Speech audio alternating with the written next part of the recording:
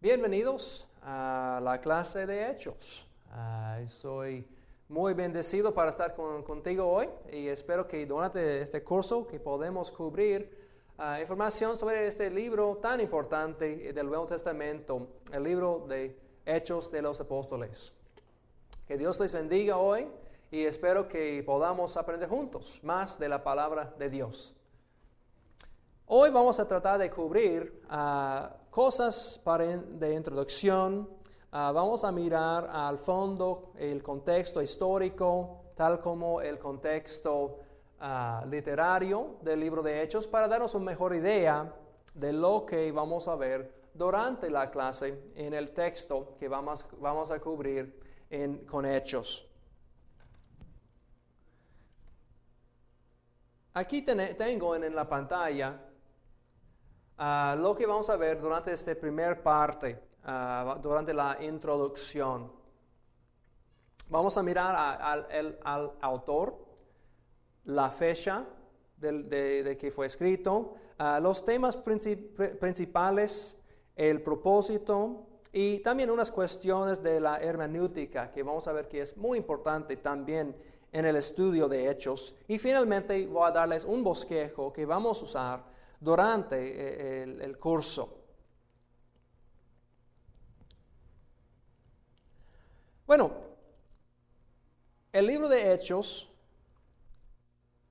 fue escrito, en mi opinión, por medio de Lucas, y es lo que es aceptado por muchos, que Lucas era el autor, ambos del Evangelio de Lucas, tal como este libro de Hechos. Como dice en el PowerPoint, la presentación PowerPoint, el texto no nos dice directamente quién fue el autor, pero hay razones que debemos o podemos concluir que sí era Lucas quien escribió este libro de Hechos. Primeramente, notamos que tiene el mismo recipiente, Teófilo. Y si tiene una Biblia, vamos a mirar en el libro de Hechos, capítulo 1, versículo 1, donde podemos ver a quién fue escrito esta carta, este libro. Y menciona aquí, estimado Teófilo. Y no es una cosita al lado. Durante la clase yo voy a usar ambas traducciones de la Biblia, la Nueva Versión Internacional y la Reina Valera, debido a ciertas diferencias de cómo están traducidos. Hay pasajes que yo prefiero uno, hay otros pasajes que yo quiero el otro. Entonces voy a usar los dos durante la clase. Entonces, principalmente voy a usar el NBI, esta Nueva Versión Internacional, pero espero que eso no confunde nada. En el caso que no se encuentre cada palabra que yo uso, probablemente estoy usando la otra traducción. Bueno, el texto, otra vez el autor del texto, yo creo, una razón para pensar que es Lucas es que tiene el mismo recipiente. Si miramos también en Lucas capítulo 1, versículo 1 a 4, podemos ver que allá también menciona al autor que está escrito a Teófilo. Y en ambos casos no conocemos mucho de ese señor Teófilo, pero yo creo que era una persona verdadera que recibió esta carta. Es interesante que su nombre, Teófilo, significa alguien que ama a Dios. Entonces, aunque era probablemente una persona verdadera, en cierta forma aplica a cada uno de nosotros. Espero que somos gente que amamos a Dios. Y también otra razón que yo creo que es el mismo autor es que lo que dice Hechos 1, versículo 1, otra vez es, estimado Teófilo, en mi primer libro me referí a todo lo que Jesús comenzó a hacer y enseñar. Entonces él menciona un primer libro y ahora Hechos es como el segundo volumen o segundo parte de la historia. Entonces yo creo que podemos ver en Lucas el primer libro y entonces Hechos es el segundo. Entonces tenemos del principio una conexión entre el libro de Lucas y el libro de Hechos. También yo creo que podemos ver la base de autoría lucano. Hay cierta evidencia externa, yo creo, que nos ayuda a llegar a esta conclusión. Fue aceptado por los autores cristianos en el segundo siglo, que era Lucas quien escribió esta carta, este libro. El canón moratoriano, el prólogo de Lucas, Antimacionito, Ireneas, Clemente de Alejandría, Origen, Tertuliano, dicen específicamente que Lucas fue el autor no solo del Evangelio, sino también del libro de Hechos. Entonces, desde el principio fue aceptado como escrito por la misma persona, Lucas. También otra cosa interesante, sabemos de otras partes del Nuevo Testamento que Lucas fue un doctor, un médico. Y es interesante los términos que se encuentran en el libro de Lucas y también en el libro de Hechos. Es terminología muy educada y también a veces son términos médicos. Hay varios ejemplos, pero puede ver uno en Lucas 18:25. Él usa un término en griego, belones, en vez de otra palabra más conocido, rafidos, en griego, que se ve en Mateo 19:24. Entonces, otra vez, sin ser demasiado técnico, las palabras que se ve en el libro de Lucas y en el libro de Hechos, aparentemente Lucas escogió ciertas palabras más conocidas por médicos que por otro tipo de persona. Y por esa razón muchos concluyen que, bueno, mientras que él usó términos médicos, probablemente fue escrito por un médico. Y si quiere apuntar, unos ejemplos se ve en Hechos. Uno se ve en capítulo 1, versículo 3. Otro es en capítulo 9, versículo 18 y también en versículo 33. Y finalmente otro ejemplo que se ve está en capítulo 13, versículo 11. Hay más, pero esos son unos ejemplos nada más para describir que probablemente el autor fue médico, y entonces podemos llegar a la conclusión que era Lucas, el médico amado. También, como mencioné, la evidencia interna era debido al hecho que lo que hemos visto con el texto en el principio de Lucas y el principio de Hechos. Notamos que son conectados literalmente, en el sentido, en el literario. Entonces vemos los dos, externo, tal vez también la evidencia interna. Otra cosa importante, como yo tengo en el PowerPoint, es el tercer punto ahí, las fuentes de información. Mira conmigo rapidito en el libro de Lucas, capítulo 1, versículo 1 a 4. Ahí dice: muchos han intentado hacer un relato de las cosas que se han cumplido entre nosotros, tal y como nos las transmitieron los que desde el principio fueron testigos presenciales y servidores de la palabra. Por lo tanto, yo también, excelentísimo Teófilo, habiendo investigado todo esto con esmero desde su origen, he decidido escribírtelo ordenadamente para que llegues a tener plena seguridad de lo que te enseñaron. Yo creo que él mantiene este mismo propósito con el libro de Hechos, que él había hablado con testigos presenciales. Y esos, yo creo, fueron sus fuentes de información.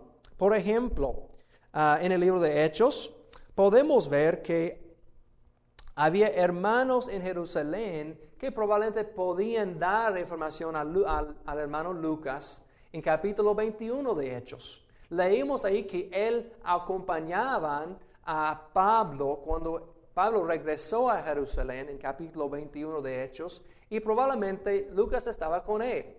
Entonces es muy posible que Lucas pasó tiempo hablando, comunicando, como hacemos en la iglesia, y él aprendió más y más de la historia. Y él pasó tiempo con los apóstoles, tal vez, aún con el hermano, medio hermano de Jesús, Santiago o Jacobo, como lo llaman. Entonces, otra fuente sería el hermano Pablo. De Hechos capítulo 16 y adelante, podemos ver que el autor pasó tiempo directamente con Pablo. Mire conmigo en el libro de Hechos, en capítulo 16, ahí pasa algo muy interesante. Si uno lee cuidadosamente, en versículo 10, por ejemplo, notamos algo. Hechos 16, versículo 10 dice lo siguiente: después de que Pablo tuvo la visión, enseguida nos preparamos para partir hacia Macedonia. Y es interesante que él usa en este versículo la primera persona plural del verbo, es decir, nosotros hacemos X cosa. Y entonces eso incluye el autor. Entonces, aparentemente, después del capítulo 16, el autor pasaba tiempo con el hermano Pablo. Y podemos ver que él pasó tiempo desde 16 hasta el fin. Y de esa manera, él recibió información de antes del capítulo 16, directamente del apóstol Pablo probablemente. Otra fuente posible se encuentra en capítulo 21, versículo 8. Filipo.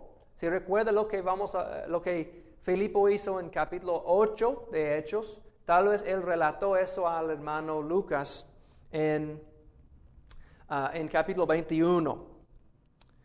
Otro posible es Mnasón, M-N-A-S-O-N, Mnasón, que es mencionado brevemente en el libro de Hechos, capítulo 21, versículo 16, como un discípulo antiguo, es decir, uno que ha estado ahí desde el principio. Y quién sabe, tal vez Lucas pasó tiempo como nosotros, tomando un cafecito, hablando, platicando con varios hermanos, colectando información de estos testigos personales, no solamente de Jesús, sino también del principio de la iglesia. Entonces, él colectó información sobre un cierto tiempo, para que él pueda dar esta información en orden a Teófilo y gracias a Dios a nosotros también.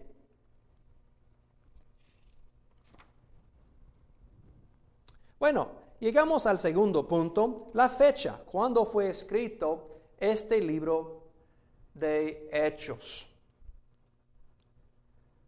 Aquí es una cita que yo quiero leer para ayudarnos, yo creo, sobre la cronología del libro de Hechos.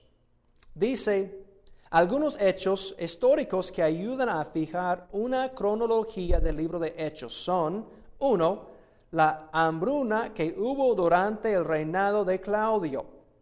Y eso se ve en Hechos capítulo 11, versículo 28. Y pasó durante el año 44 al 48 después de Cristo. Y ahí se ve AD, eso significa Anno Domini. Es latín que dice en el año de nuestro Señor y es igual de después de Cristo. Entonces se ve por ejemplo, AD, quiere decir después de Cristo. En los años 44 al 48 después de Cristo. Número 2 también dice, regresando leyendo, la muerte de Herodes Agripa I, Hechos capítulo 12, en 44 AD. 3, el proconsulado de Sergio Paulo, Hechos 13, versículo 7. Eso pasó durante el año 51 AD. 4, la expulsión de los judíos de Roma, hecha por el emperador Claudio, en Hechos 18 versículo 2, y eso sucedió en 49 después de Cristo. 5, el proconsulado de Galión en Hechos 18:12, y eso sucedió en 53 después de Cristo, Y 6, el proconsulado de Félix, que leemos en Hechos 23 y 24, y sucedió en el año 51 al 56. Y finalmente la sucesión de Félix por Porcio Festo en Hechos 24, versículo 27, y eso sucedió entre 57 a 60. Bueno, el propósito de mostrar eso es simplemente para decirnos que hay razones para llegar a la conclusión dónde o cuándo fue escrito este libro de Hechos, porque mientras que él incluyó estas cosas, tiene que ser lógicamente después de que pasó estas cosas.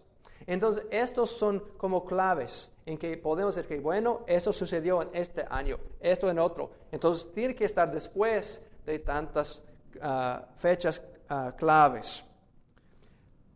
Leemos al fin del libro de Hechos que él pasó por lo menos 2 años en Roma. Y vamos a estudiarlo más profundamente al fin del curso, pero brevemente sabemos que Pablo pasó por lo menos 2 años en Roma, como dice el fin en capítulo 28, versículo 30, que probablemente Lucas y Pablo pasaron ese tiempo juntos. Bueno, entonces con toda esta información histórica, llegamos a la conclusión que probablemente el libro de Lucas fue escrito entre 63 al 65 después de Cristo. Entonces, en el año 63 a 65 después de Cristo. Es probable que él está escribiendo sobre un tiempo más largo, que él empezó y duró tiempo escribiendo y colectando información, pero lo cumplió probablemente durante ese tiempo. Bueno, siguiendo con la introducción, en el PowerPoint yo tengo los temas principales.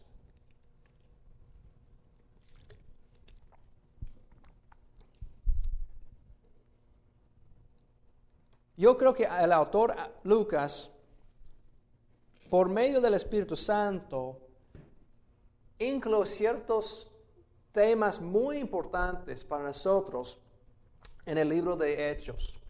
Y espero que durante el tiempo que pasamos juntos, que usted también puede ver estos temas y usarlos también en su propio ministerio. Yo creo que son muy importantes estos temas. Uno es el Espíritu Santo. Estaba hablando con alguien recientemente que me dijo, Kevin, yo sé que el nombre de ese libro es Hechos de los Apóstoles, pero en serio yo creo que debe ser nombrado de otra manera, que es llamado Los Hechos del Espíritu Santo. Y yo creo que él tenía razón, porque realmente cuando estamos mirando al libro de Hechos, aunque claro, Dios usó a estos hombres muy importantes en la iglesia, los apóstoles, pero el poder atrás de todo es el Espíritu Santo. Y bueno, espero que pasamos tiempo hablando del Espíritu Santo durante el tiempo que tenemos aquí estudiando el libro de Hechos. Y yo creo que si no captamos mejor la idea de quién es y qué hace el Espíritu Santo en el libro de Hechos, hemos perdido una gran parte del mensaje del libro. Entonces yo creo que un tema principal es el Espíritu Santo. Y durante el curso vamos a seguir mirando puntos sobre ese tema. El segundo punto que yo creo es muy importante de captar en el libro de Hechos es el movimiento del cristianismo de Jerusalén a Roma. El movimiento geográfico, en cierta manera, de Jerusalén a Roma. Pero no solamente geográficamente, sino también en otro concepto que empezó con Jerusalén, con cultura judía. ambiente judía completamente. Y después de tiempo Dios empezó a abrir puertas y abrir direcciones en que ellos empezaron tomando pasos más y más lejos de una sola ciudad y una sola cultura. Entonces vemos en el libro de Hechos un movimiento que empezó en un lugar con una sola cultura y explotó hasta los confines de la tierra. Y vamos a mirar en el libro de Hechos, en capítulo 1, versículo 8, sobre lo que yo creo es el bosquejo del libro, pero rapidito quiero leerlo para ver cómo el autor Lucas nos da una mapa del futuro que él va a cubrir en su libro. En Hechos capítulo 1, versículo 8, dice lo siguiente, y Jesús está hablando con sus apóstoles aquí. Dice, pero cuando venga el Espíritu Santo sobre ustedes, recibirán poder y serán mis testigos tanto en Jerusalén como en toda Judea y Samaria y hasta los confines de la tierra. Entonces yo creo eso nos da la base del movimiento. Empieza en Jerusalén y poquito más en Judea y Samaria y después hasta los confines de la tierra. Y en ese tiempo, eso incluye a Roma y más adelante. Bueno, entonces, yo creo que el libro de Hechos nos muestra ese movimiento y vamos a tocar ese tema varias veces durante el tiempo que tenemos juntos. Número 3, el tercer tema principal, es la iglesia. Vemos en el libro de Hechos el principio de la iglesia. Aunque es mencionado unas veces en los evangelios por Jesús, como en capítulo 18 de Mateo, y unas otras veces, pero muy poco, no es mencionado mucho en los libros de Mateo a Juan. Y Hechos es donde encontramos por la primera vez realmente la iglesia. Y vamos a ver su origen, cómo empezó y también cómo desarrolló sobre tiempo, cómo cambió y cómo empezó a incluir más y más gente de diversas culturas y vamos a ver cómo cambió sobre tiempo quién fue aceptado por Dios en los ojos de los otros creyentes. Entonces vamos a pasar tiempo durante la clase mirando a la iglesia y cómo fue hecha y cómo creció, no solamente en números, sino también en espíritu.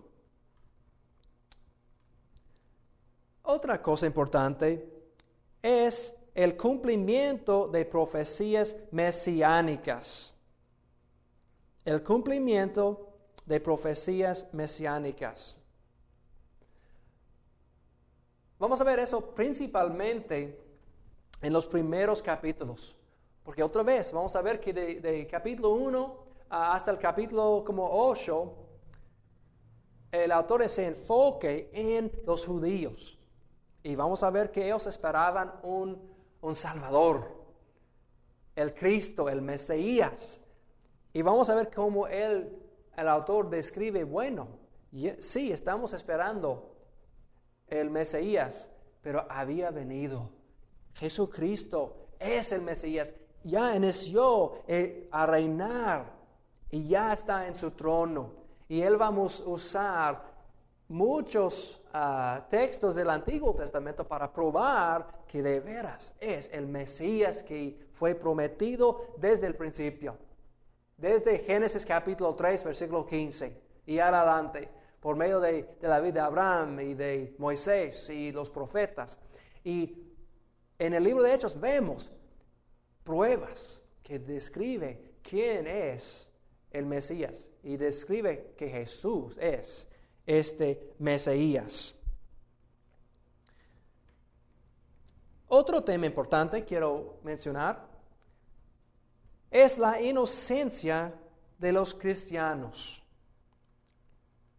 La inocencia de los cristianos. Y tal vez eso te suene un poco raro, que él tiene que probar que son inocentes estos cristianos. Hoy en día no luchamos tanto con eso tal vez. Claro, hay corrupción, claro, hoy en día aún que se ve. Pero en el primer siglo había muchos problemas. El gobierno romano no confió mucho en lo que estaba pasando entre esos creyentes. ¿Quiénes son? ¿Qué están haciendo? Ellos tienen muchas dudas que fueran gente buena. Ellos empezaron a pensar, ellos están empezando algo ahí. Ellos tienen un nuevo rey. Eso es algo muy peligroso a pensar. Entonces, ellos tenían problemas de decir, bueno, ellos empezaron una rebelión y son rebeldes. Entonces, parte del libro de Hechos vamos a ver que Lucas está mostrando, somos inocentes. Somos haciendo lo que quiere el gobierno romano. No estamos tratando de iniciar una rebelión ni nada así, sino estamos tratando de vivir una vida pura, limpia, pero sí tenemos un rey, no es de este mundo. Y vamos a ver una vez tras otro que somos inocentes como creyentes y seguidores de Jesús. Otro tema importante que vamos a mirar durante la clase es la providencia del Señor. El Señor está siempre moviendo, trabajando, haciendo cosas en las vidas de sus hijos. Entonces vamos a ver durante la clase cómo Dios está moviendo cosas para llegar a ciertas conclusiones. Finalmente, el último tema principal que vamos a mirar es la oración. Dios, olvidé uno. Métodos de evangelización y misión. Métodos de evangelización y la misión. Vamos a ver que los apóstoles estaban evangelizando y ellos usaban métodos, maneras diferentes en ciertos lugares. Y espero que por medio de eso podamos aprender nosotros también cómo mejorar, cómo presentamos el Evangelio a nuestros amigos, a nuestras familias, que podemos dejar enseñados por los apóstoles cómo tocar otros con el Evangelio. Y espero que eso también puede ser muy aplicable para nosotros hoy en día. Y finalmente, el otro tema principal que vamos a mirar es la oración. Y eso también es algo muy importante en nuestras vidas todavía. Y vamos a ver que la iglesia primitiva, era una iglesia que oraba. Y espero que tú también eres un hombre o una mujer de oración, porque eso refleja que eras siguiendo el ejemplo de la iglesia primitiva. Bueno, quiero seguir con otro tema. El propósito del libro. Es importante, yo creo eso. En la pantalla tengo unas cosas para considerar sobre el propósito del libro. ¿Por qué escribió el libro el autor? ¿Por qué tenemos este libro hoy en día? ¿Cómo nos sirve este libro de Hechos? Unos, como dice la pantalla, son unas sugerencias. Uno es apología del cristianismo. Y eso tiene que ver con lo que mencionamos apenas sobre la inocencia del cristianismo. Unos autores modernos han dicho, bueno, Lucas está tratando de hacer una apología, una respuesta a las preguntas, a los ataques del gobierno, y está escribiendo ese libro para probar, no, somos rectos, somos buenos. Otra sugerencia que han dicho varios autores modernos es que eso es un tratado para ayudar a Pablo durante el juicio en Roma. Y eso también es muy conectado con lo que hemos dicho con la inocencia del cristianismo. Y es como específicamente Lucas está escribiendo este libro para traer al juicio de Pablo al fin del libro de Hechos, para probar, mira, eso es la historia y este hombre es inocente. Entonces, unos piensan, bueno, todo el libro es como un tratado para ayudar a Pablo a recibir para ser perdonado por el emperador. Unos han llegado a esta conclusión. Pero lo más probable, en mi opinión, yo creo que esos sí son partes, pero no son el propósito principal del libro. En mi opinión, lo más probable es encontrado en el libro mismo, en Lucas 1, versículo 1 a 4 y Hechos 1, versículo 1. Y eso es para aclarar dos cosas. Aclarar, uno es la historia alrededor de Cristo y dos, aclarar el principio del movimiento cristiano.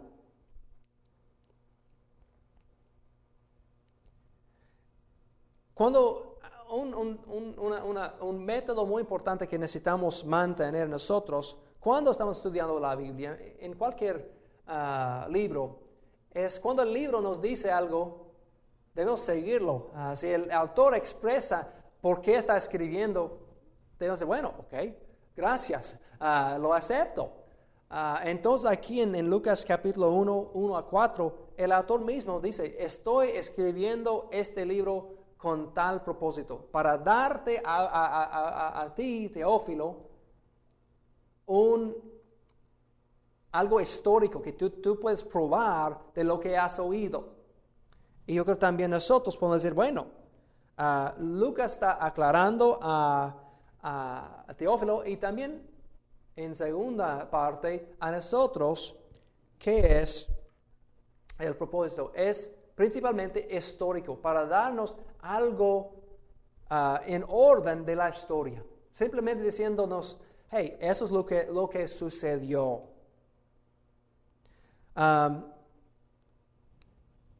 Aparentemente Teófilo ya había oído del cristianismo y también de Cristo, y él está simplemente aclarando detalles, tal vez, o poniendo en orden todo lo que él ha oído. Entonces, yo creo eso es importante para nosotros por varias razones, pero vamos a mirar más adelante sobre la hermenéutica, cómo estudiamos y aplicamos la Biblia. Y mucho de nuestra hermenéutica depende de qué conclusión tenemos sobre el propósito. Y por eso sí es muy importante definir por qué fue escrito este libro, porque eso va a ser la base de cómo interpretamos varios pasajes. Entonces, otra vez aclarando, en mi opinión, el propósito del libro es para aclarar dos cosas, la historia alrededor de Cristo y también aclarar el principio del movimiento cristiano.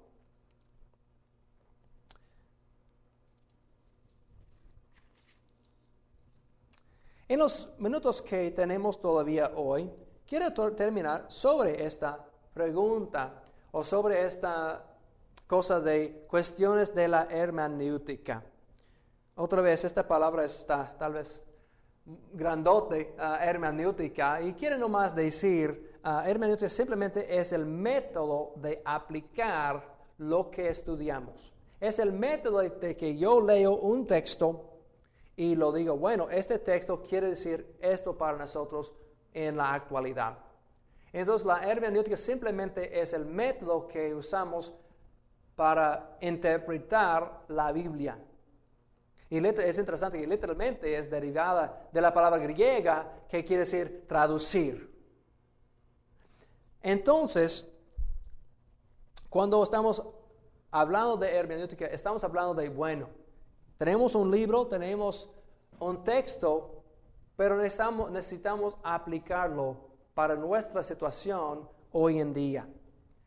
Entonces, sobre los puntos que vamos a ver ahorita, estamos hablando de cómo yo leo el libro de Hechos y decir, bueno, ¿cómo me afecta a mí hoy en día? Y cómo que yo pueda usarlo en mi ministerio hoy. Y esos son, realmente, vamos a ver que cuestiones hermenéuticas son una de las dificultades más grandes con el libro de Hechos. Muchos autores realmente luchan con cómo aplicamos, cómo usamos este libro. Y hay dificultades en esto. Tenemos que aceptar que hay ciertas partes del libro de Hechos que son difíciles para aplicar hoy en día. ¿Y cómo aplicamos? ¿De qué manera? Entonces, unas preguntas para empezar.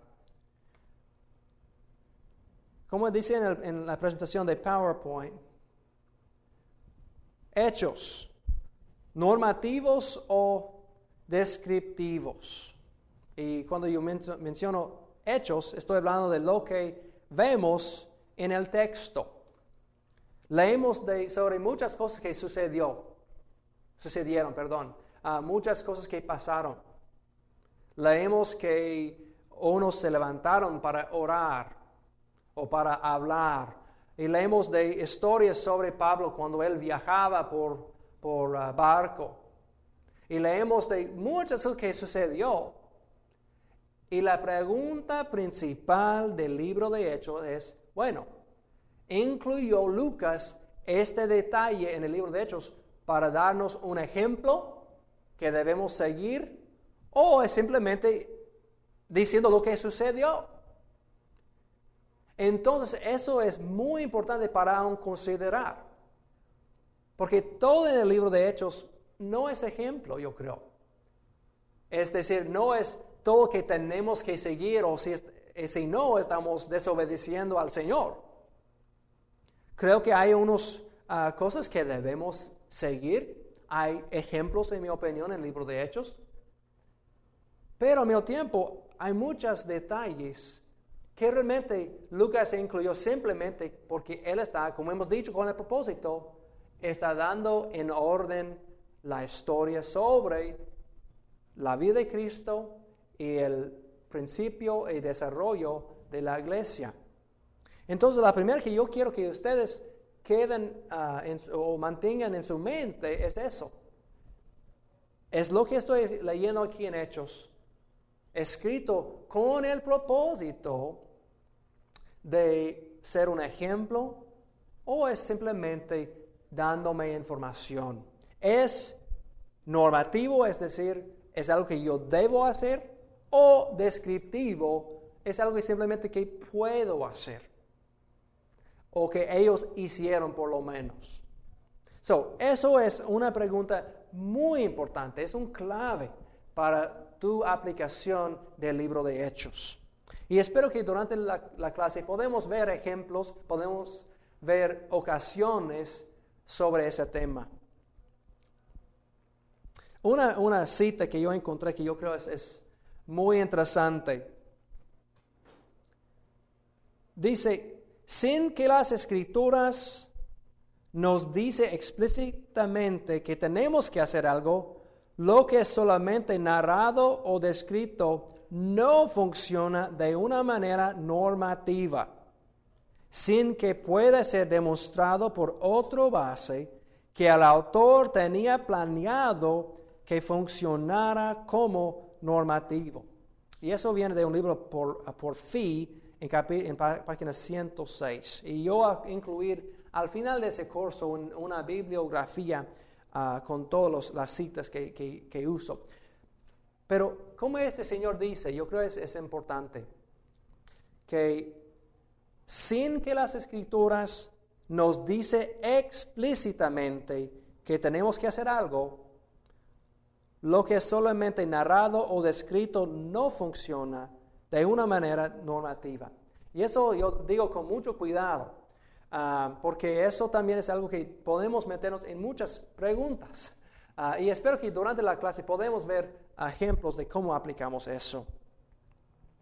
Y sabemos que cuando estamos escribiendo sobre historia, incluimos mucho, que simplemente son detalles, que no realmente son importantes en el sentido que tenemos que seguirlos. Bueno, ahora entonces yo quiero darles a ustedes unas guías de cómo aplicar el libro de Hechos. Espero que esos son útiles y vamos a usarlos en esta clase, y espero que usted también siga usándolos en su propio ministerio. Guías para aplicar el libro de Hechos. 1. trata de enfocarse en lo que Lucas intentó de comunicar a la audiencia primera. Trata de enfocarse en lo que Lucas intentó de comunicar a la audiencia primera.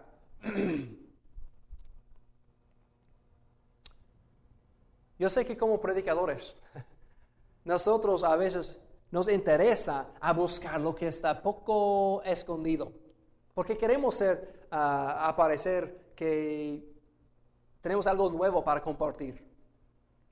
Y eso a veces es una trampa, y que podemos causarnos más problemas que nos ayudan. Entonces, una guía muy importante cuando estamos estudiando y aplicando el libro de Hechos es trate de enfocarnos en lo que Lucas se enfocó. Por eso yo incluí antes estos principios o temas principales del libro de Hechos, porque yo creo eso es exactamente lo que Lucas se enfocó. Yo creo que también nosotros debemos enfocarnos en lo que él se enfocó. Número 2, y si mirar otra vez en la página de presentación, busque a ejemplos positivos y negativos en las características de personas de la historia. Entonces debemos buscar ejemplos positivos y negativos de las características de las personas. Es decir, ¿cómo fueron? ¿Cómo actuaban las varias personas? Debemos seguir el modelo, por ejemplo, del valor de Esteban cuando él está enfrente del Sanedrín en capítulo 7. Tal vez en la generosidad de Bernabé en capítulo 4, de entregando a la iglesia una cantidad grande de dinero. Y evitar corazones malicias como Ananías y otros, Elemías en capítulo 13 y otras partes. Y yo creo que es importante mirar a las personas, mirar sus características y usar eso como también base de decir, bueno, yo no quiero ser como ellos, sino yo quiero ser como los positivos. Número 3 es leer pasajes individuos en luz del movimiento adentro de Hechos y el resto del Nuevo Testamento. Otro es simplemente, eso es decir que mantenga en tu mente el contexto completo de Hechos, que estamos hablando de un movimiento de Hechos de Jerusalén hasta los confines de la tierra. Y mantengan eso en su mente, por favor, porque eso va a ayudarte en cómo usas el libro. Y vamos a usar eso como base de cómo aplicamos el libro. Mantenga el movimiento en tu mente y el contexto más amplio del Nuevo Testamento en general. Bueno, número 4, considere otras partes de Hechos para clarificar lo que es normativo. Considere otras partes de Hechos para clarificar lo que es normativo. Un ejemplo. En Hechos 2, 42 al 47, notamos que los hermanos vendieron todo y sus bienes y compartieron todo lo que tenían entre ellos. Tenían todo en común. Pero no se ve eso hoy en día. Porque podemos ver en otras ocasiones, aún adentro del libro de Hechos, que no hicieron eso. No fue constante este modelo. Fue algo único, aparentemente, en Jerusalén en el principio. Entonces, creo que eso no puede servir para nosotros como un ejemplo que tenemos que seguir. Entonces, usamos o consideramos otras partes de Hechos para definir qué es normativo, lo que debemos seguir. Número 5, busque patrones y temas repetidos. A veces vemos el mismo tema mencionado varias veces. Si vemos la misma cosa 3, 4 veces, debemos seguirlo. Lucas está tratando de decirnos algo. Número 6, no te pierdes en los detalles. Aunque eso suene muy fácil. Es muy fácil a meterte en cada detallita. Porque somos estudiantes de la palabra. Y yo sé que eso es importante. Pero no te pierdes en cada detalle. Porque en el punto es que perderte en eso y olvidar qué es el punto principal. Porque podemos, yo creo, malinterpretar si solamente enfocamos en cada detallita. Finalmente, número 7, es no olvides que puedes hacer lo que hicieron, pero en cada caso no tienes que hacer lo que hicieron. Es muy importante mantener eso en tu mente. Claro, hay cosas aquí en el libro de Hechos que podemos hacer. Ellos lo hicieron. Pero no en cada caso tenemos que hacer lo que ellos hicieron. Eso es un clave muy importante a mantener en nuestras mentes.